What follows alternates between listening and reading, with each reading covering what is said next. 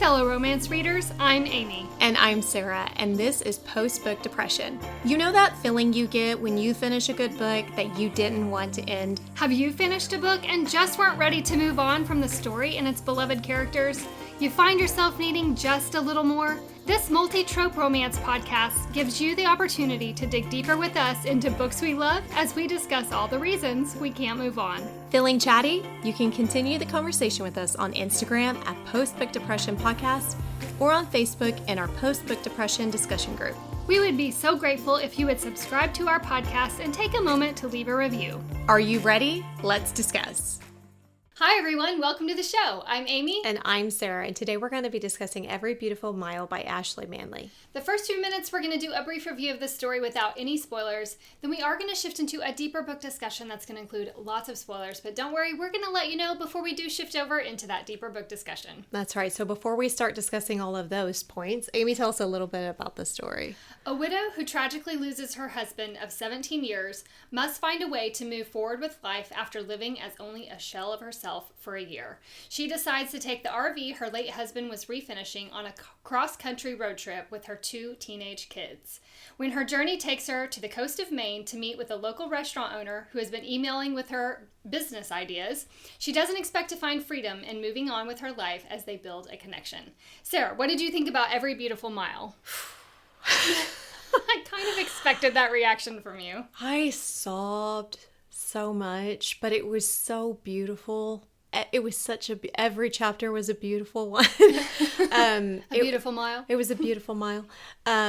It was really well done. I felt like the author tackled grief of losing a spouse, what I imagine it would feel like and what it would look like and some of the emotions that you could feel. Mm-hmm. And I don't know. I really, I felt like I was grieving along with the main character.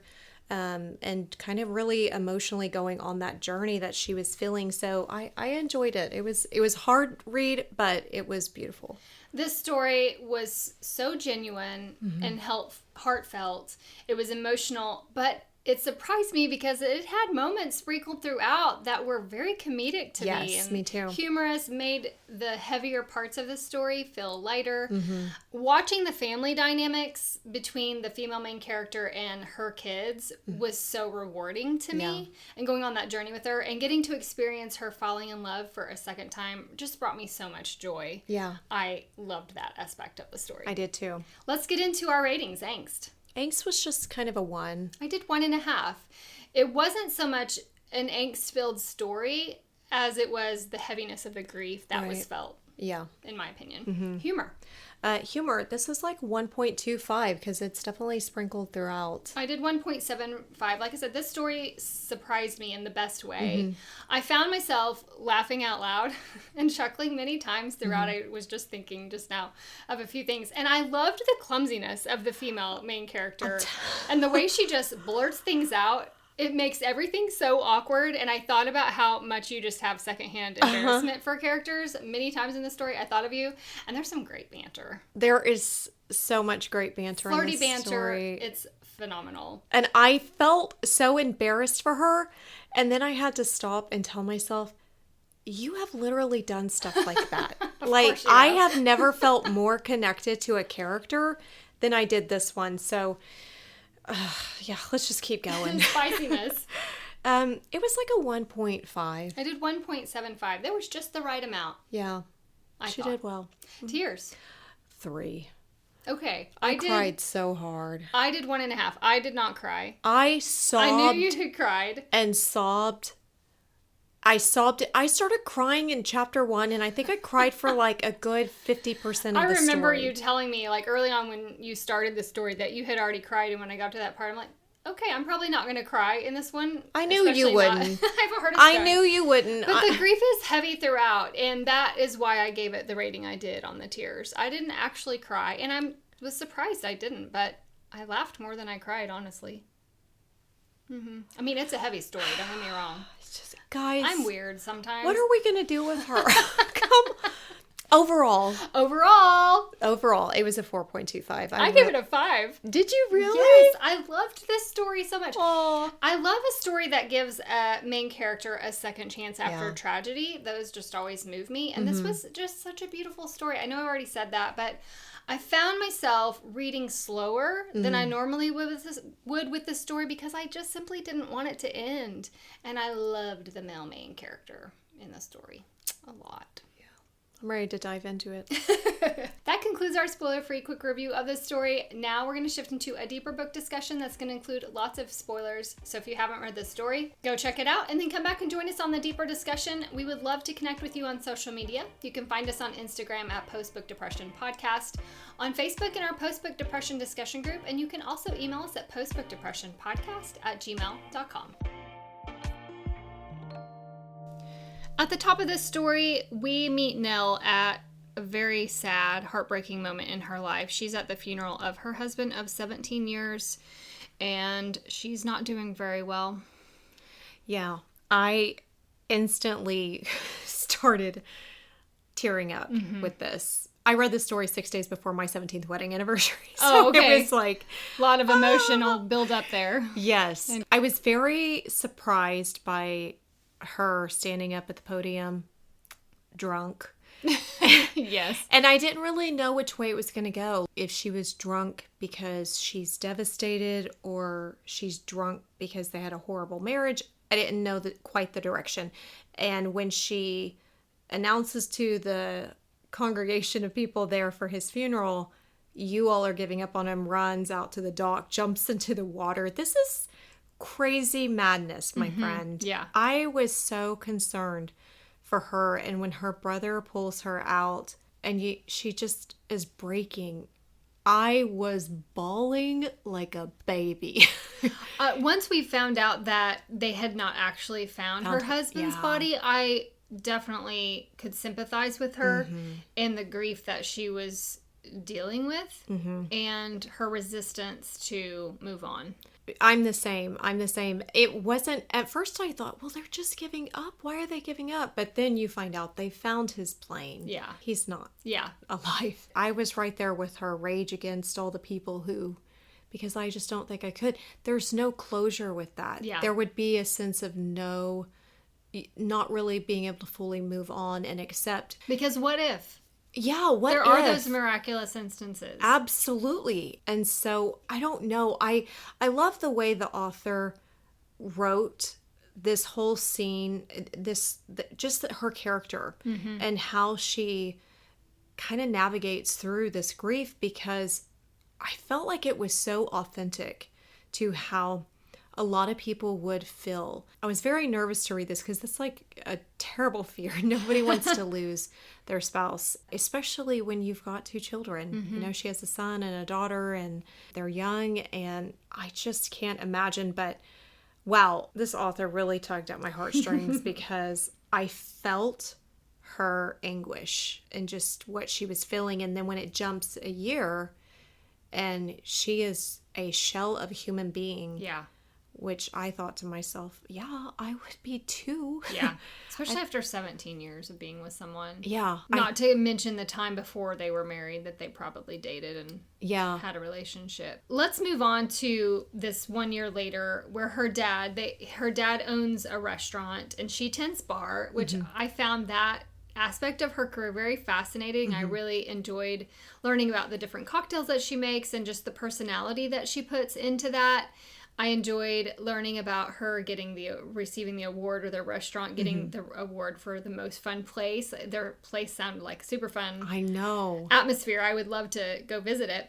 Let's shift over to this conversation that she has with her dad. He recognizes that she's living as a shell of herself and wanting to try and help her just put a foot forward. Not so much the phrase move on, but live. She's not living, and that's not what her husband would have wanted for her. Right. Let's shift over into this conversation. That would be such a hard conversation to have, to basically tell your daughter, hey, you have to take the summer off and you have to learn how to live without him. And be a mom again. Figure out what the future holds for you and for your family. You're going to lose your kids. Yeah. Like, to your grief, you're going to lose your family if you don't get yourself out of this pit that you're in. I loved him so much that he loved her so much to say the hard thing. Because Yes. a lot of times people don't, and then there's so much wreckage that they leave in their wake of grief. But he didn't do that. It was enough is enough. I love you. Seasoned with love. Yes, it was. So it was hard, but it was necessary.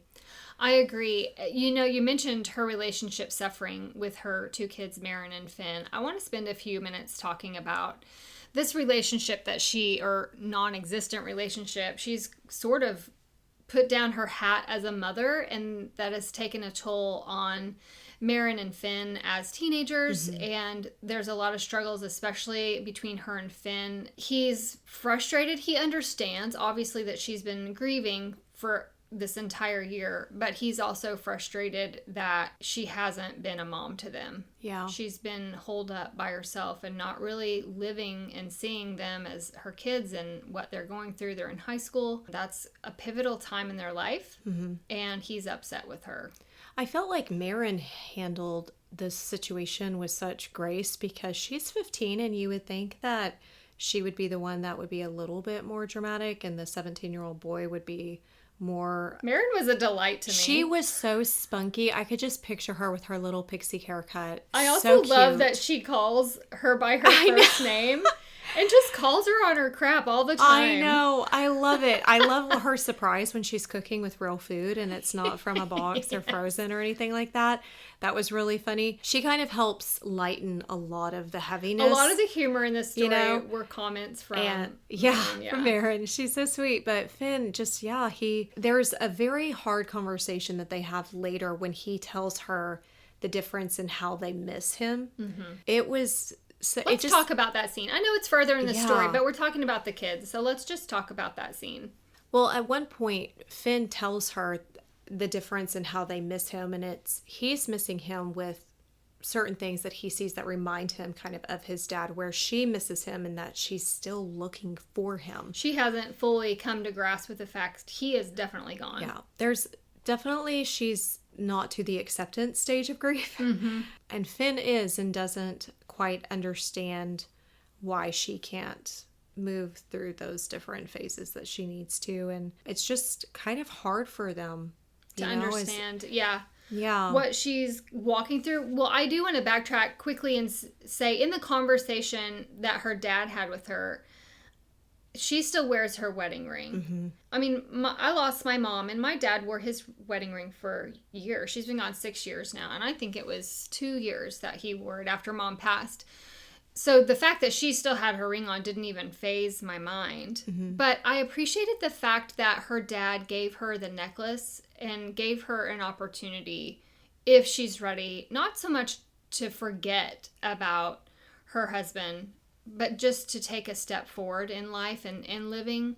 He gave her the necklace to still wear it around her heart, essentially. Yeah. So she had that. You mentioned on this journey that she still has the outlook in life that her husband is going to come back. And it's at the very first stop when they take the camper, and we'll immediately come right back to the Avion and this whole thing in their summer trip. But it's at this first stop where she actually does take the ring off and put it around the necklace. And I thought that was just such a powerful moment of taking the first step. Yeah.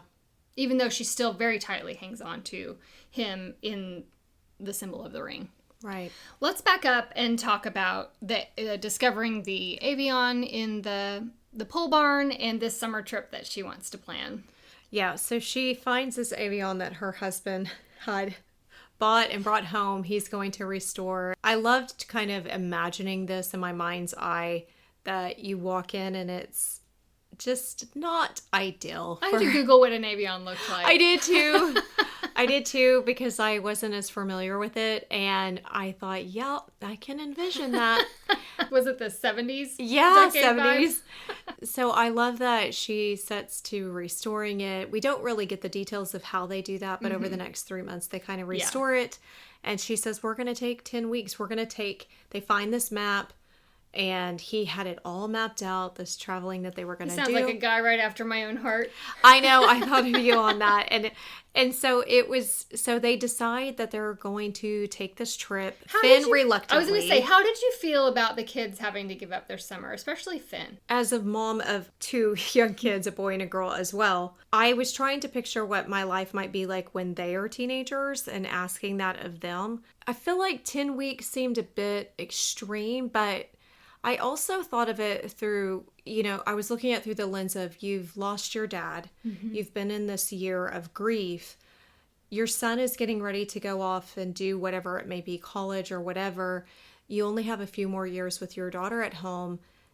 I would want it. And I didn't think it was asking too much. She needed it. She was trying to save her family, what was left of the 3 of them. She was trying to repair the damages that her grief had done to her children, kind of shutting herself down and not being there for them. So I was all for it, but then I also think of it from the kids' perspective. The kids' perspective, mm-hmm. And I think if I was 17 or 15, I remember taking a vacation at 15 and thinking this is the worst, mm-hmm. because I wanted to be with my parents. I know. I didn't. Oh gosh, I hope my mom doesn't listen to this. Hi mom, love you. I didn't like it because I want to be at home with my friends. So mm-hmm. Marin was more down for it. She was like, yeah, totally cool.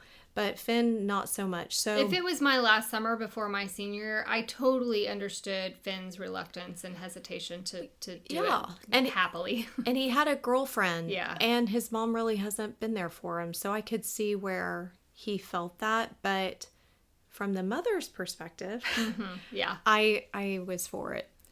They make a plan to follow this itinerary that her husband had put together, and there's quite a few mm-hmm. really impressive stops on here. Some of them were just delightful in the troubles that they found. But I want to kick us off with the most noteworthy to begin is Fairhope, Alabama, where they do the Jubilee. Mm-hmm. That was comical to me, just that whole experience and the attitude. I love when they walk in and they think that they're gonna get murdered.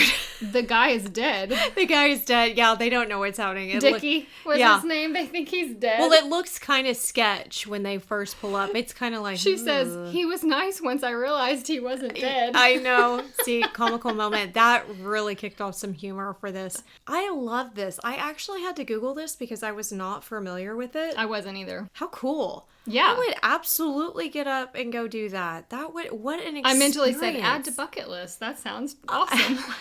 Even though I hate fish. Oh, see, I love fish. I would have a ball. That would be right up. Well, I say I would have a ball. I would be grossed out because they would be touching me. I like to eat fish.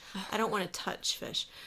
Let's swap. I'll touch them. I'll touch them. You eat them. There we go. Problem solved. But I want to witness it. Okay. I want to see it because it looks really cool. Then.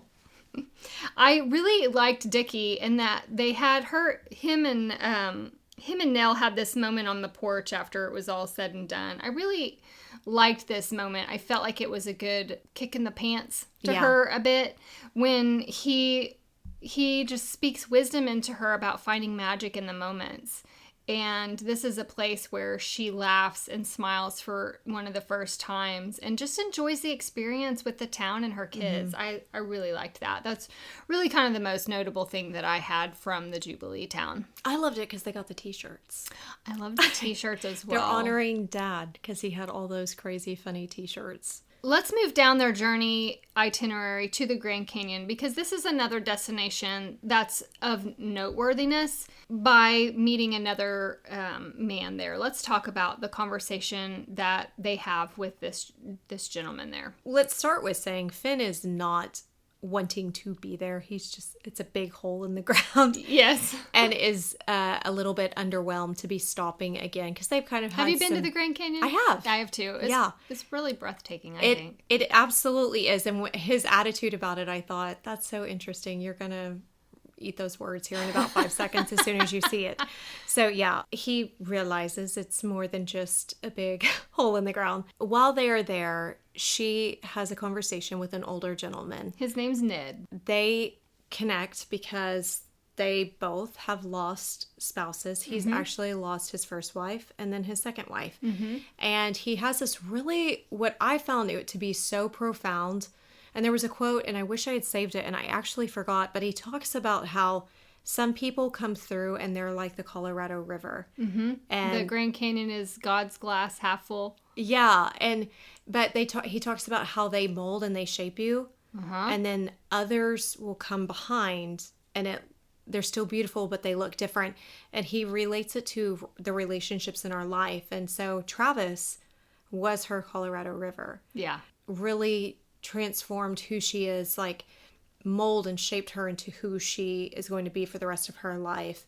But, the conversation is very much like, there can be other rivers to come through. There can be other waters that flow through and shape you differently. It was so deep. I wish I would have saved the exact line. Such a beautiful analogy. Yes. That he gave in the connections. He also talked about how you go looking for what's there and not what's missing. And then goes into the conversation about the Colorado River, which I just found it to be a beautiful analogy. I had to read that twice, and then I stopped and read it to my husband because I was like, that is so profound and so true. I love that the author wrote that in. I did too. Because it's one of those things, those little nuggets. This is why I love stories so much, is because you get these little one-liners. You may not remember them verbatim, but they stay with you. The meaning of them stays with you forever, and that is one for me. I agree. One of the iconic destinations that they go to, they're in the middle of the desert, and they're very miserable. I found them to be miserable a lot in some of these destinations.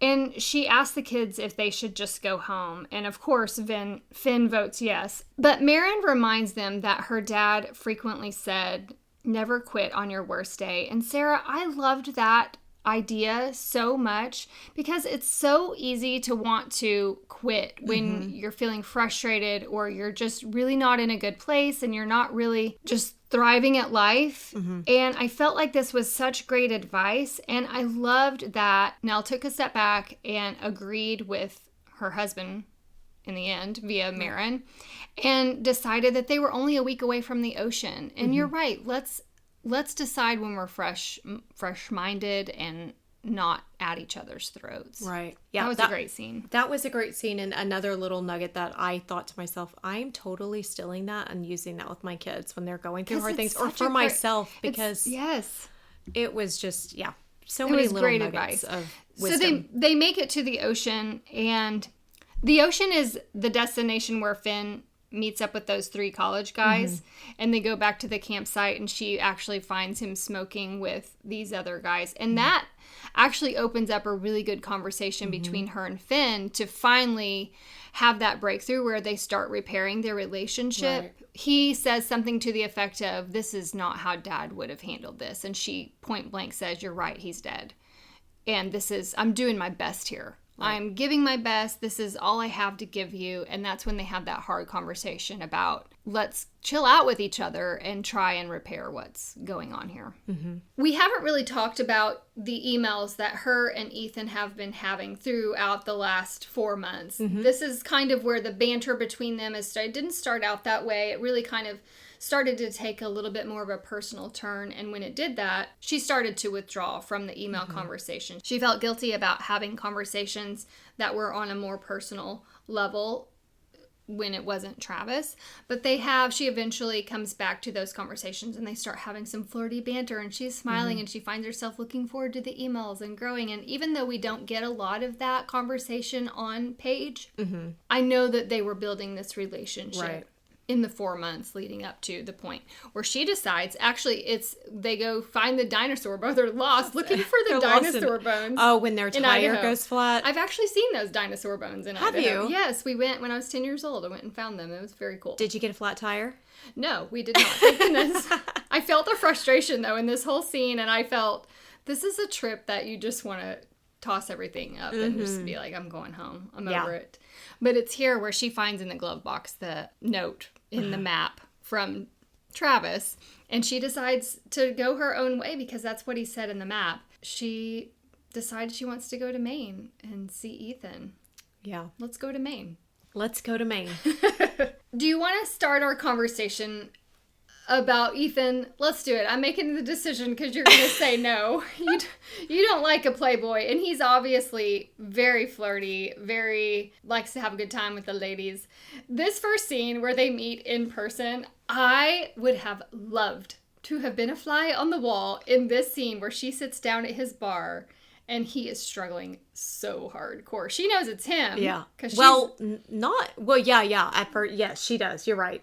She knows it's him, and she's noticing how flirty he is as well. And she's starting to be like, ooh, maybe he wasn't flirting with me, or he's also kind of hateful with her, though, Amy. Yes, he's rude. He's so rude. Which I thought, oh, this author's going to have to really turn this around for me to like him. I know. I was like, no.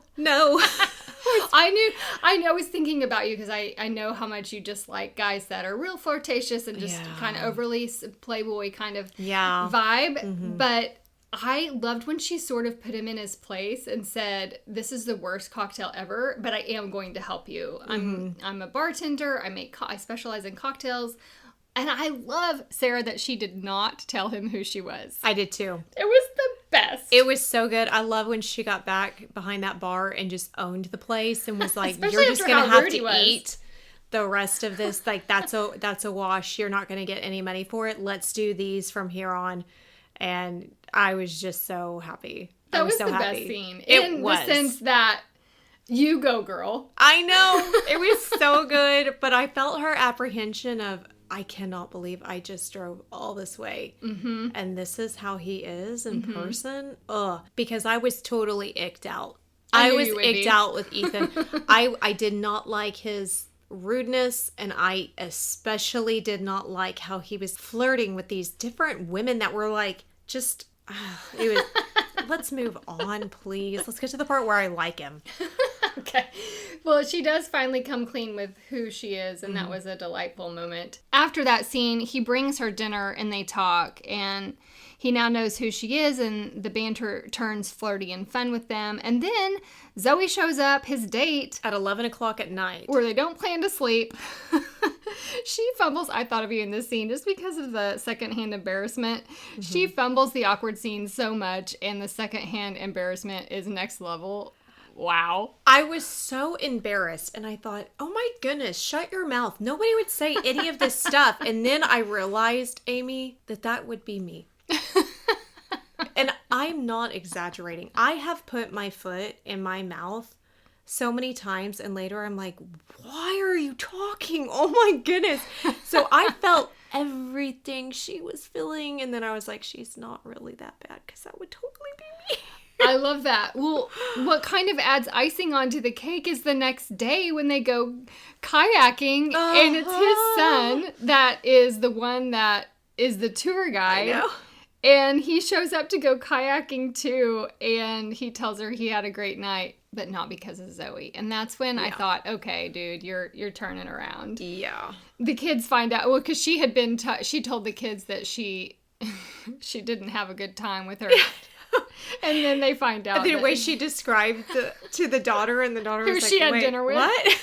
And the Marin figures out. And then she's whispering in the van after the kayak trip about how he's obsessed with her and she should go on a date with him. And of course he hears, and she's so things that Marin says to her mom. This is the funny dialogue. This is so funny. And he overhears and tells her later that Marin wants you to. It's fine. Amy, I was so embarrassed. I was just dying on the inside. I thought, oh, he's hearing everything. But she does agree to go on the date, and they go to the farmer's market that happens twice a summer. I thought that sounded super fun. Just that whole date they went. They ate, they interacted with the vendors. And this is where she buys that colorful painting of the river to remember Ethan and her time there. Mm-hmm. That whole date felt effortless and easy. I really liked him in that moment. I did too. After that date that they went on, they went back to the bar. And this is where she makes that lavender gin drink that he loves so much. They dance behind the bar. Like, they really have a good time. And he leans in to kiss her almost like comes to her and then allows her to come the rest of the way, and that's when she starts panicking. And so this kind of sets off a few moments between them of the push and pull and her really not having let go of Travis quite yet, and he's holding back. He's basically waiting on him to not have the competition of Travis anymore. And that was the first moment. But the drink reminds me, because that'll come back later when she goes to the other town. He does invite them over for 4th of July, which I thought was really special. He makes the comment about how he doesn't invite people over to meet his boys. And so he's truly showing an interest. He is growing on her, I guess. After dinner and the fireworks, they're on the porch together, and he asks if she wasn't leaving tomorrow, what she would do about them. And she said she doesn't know. And then later, when they have that passionate moment against the avian. Is that what we're calling it? Yeah. And she asks the question back to him, what would he do about them? And he responds nothing, because that's not the kind of man he is. He's starting to shut down. And this is one of the scenes where he sees her fidgeting with the ring on the neck. So the next morning, she's going to go say goodbye, but he's gone. And he didn't tell her goodbye. How did you feel in that moment? My stomach dropped when he said nothing. I was thinking to myself, this is why I had the ick with him when he was flirting, because he's one of those guys.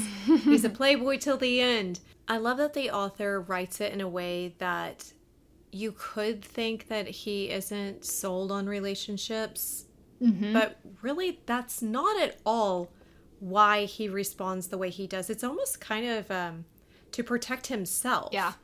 And when he says these things, he's not saying it to be hurtful, but it's self-preservation in a way, you know, because he sees those signs like you talked about. She's fidgeting with the ring on her necklace, and she does a couple of other things that he can see the signs that she's not fully there yet to accept a new relationship. So while his comments seem heartless and my stomach did bottom out, by the time we reached the end, I had so much more respect for him, because I was viewing it through her eyes and her perspective and not through his. Yeah. And I loved that's not really what he was feeling in those moments at all. And that he has to later, you know, say, well, I lied about that moment. That's not really what I was feeling. When we learn later that that's how he was responding, that really elevated him as a male main character, a hero in my mind, because of him respecting her in that way and realizing she needs more time to grieve. Their time in this part of Maine has come to a conclusion, and they're going further north, I believe, to the wilderness.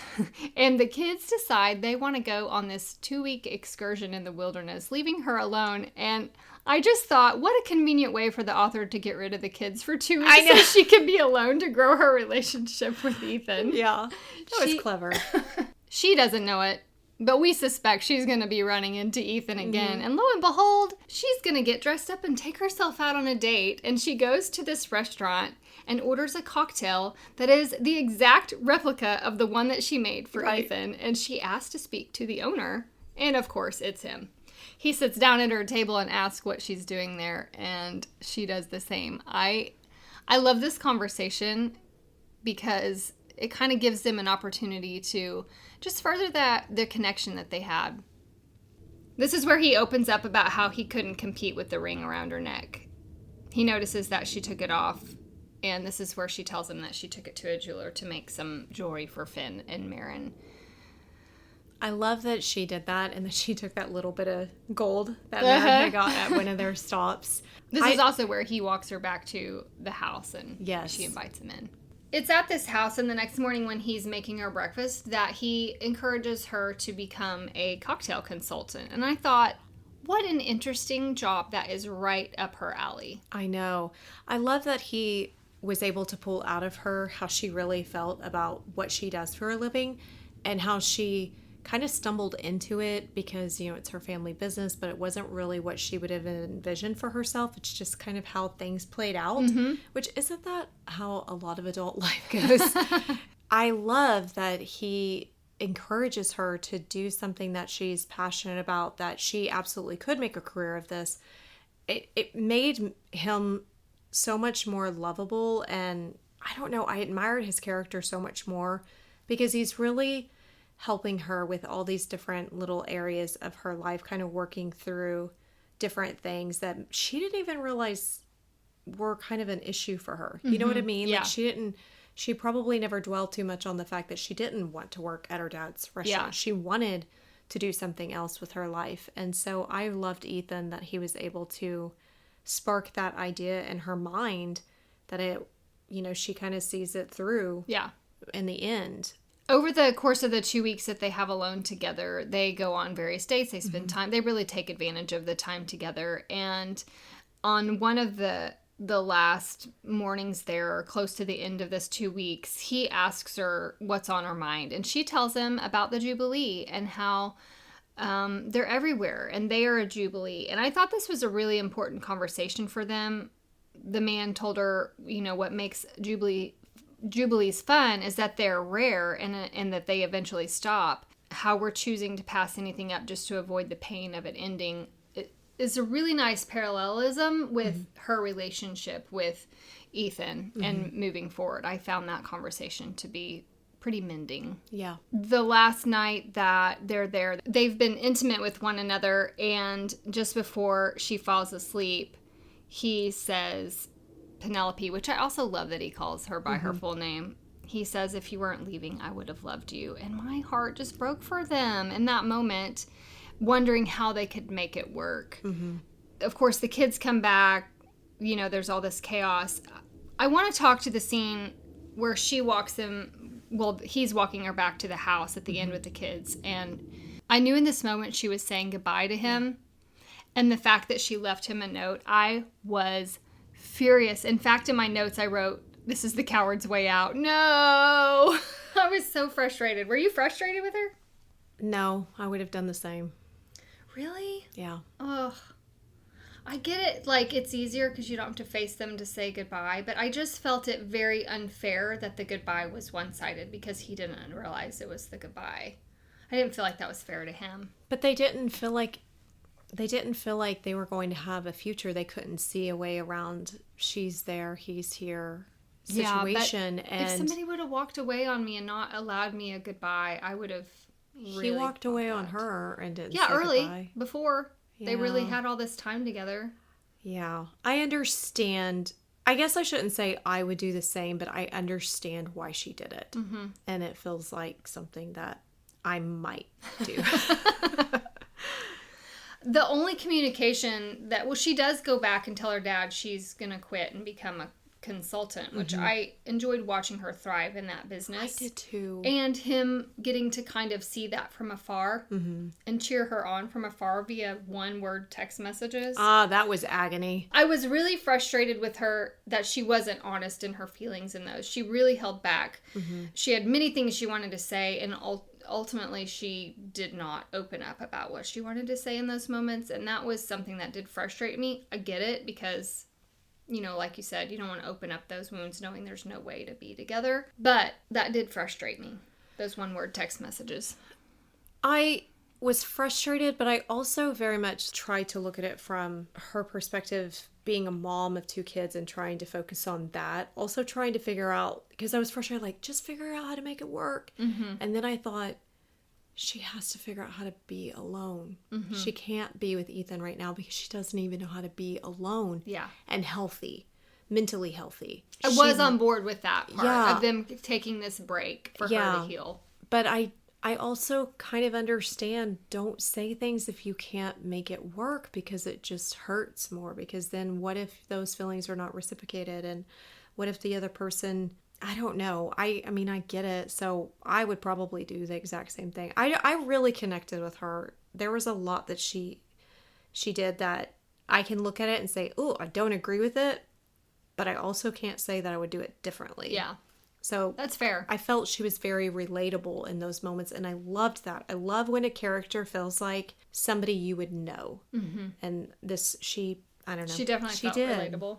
Well, her business is booming. I'm so happy for her. I know. I love that Maren did all the social media stuff. I love that too. It was so fun. And that she is so swamped and so busy, she has to hire help. That was amazing for her. Yes. I was so excited. Very exciting. How cool is her job? I know. Very cool. Love that job. Getting to fly around all these amazing restaurants and Sign me up. create a custom menu. Oh, very cool. So cool. She did get a potential contract or client that was just outside of the city in Maine where he lives. Were your feelers up there? Were you feeling like, oh, he might show up for that? Or were you surprised when he showed up? I was surprised when he showed up. I was very nervous that she did not say, because we have to address the text message. Mm-hmm. She asked him if he's with anybody, and he says yes. And she says, is it serious? And he immediately replies and says yes. And she says, me too. And he says, you are a terrible liar. And she's furious because he calls her out on it. And I felt, I'm so embarrassed. I can't believe I'm going to admit this. I started crying because I thought, you jerk. You moved on? Are you kidding me? So when she gets to the place in Maine and she walks in, I love that she sees all these paintings and she realizes that it's the artist mm-hmm. that she bought the painting from and is thinking, oh, it's family or something. And when she has her back and she hears his voice and he walks in and he used that lady's name to lure her in, and he has bought this place, and what does she envision? Whenever she is trying very hard to respect that he is with somebody, and I love the struggle in her mind, don't go to dinner with him because he's with somebody. But they go anyway. I felt such a sigh of relief when I realized, I was like, Sarah, you fool.